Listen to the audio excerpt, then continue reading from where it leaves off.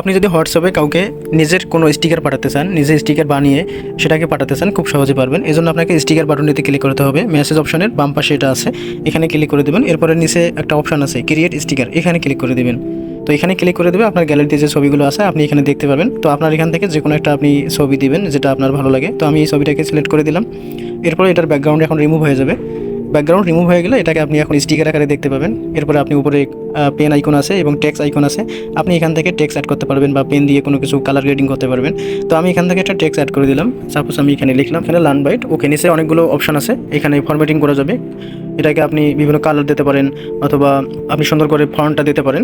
তো এরপরে আপনি এটাকে ড্র্যাগ করে এটাকে ছোট বড় বা যে কোনো জায়গায় আপনি নিয়ে যেতে পারবেন। তো আমি এটাকে এখানে রেখে দিলাম। এরপরে নিচে সেন্ড অপশনটা আছে, এখানে ক্লিক করলে এটা চলে যাবে এখন, অর্থাৎ আমি যাকে পাঠাতে চাই এটা তার কাছে চলে যাবে।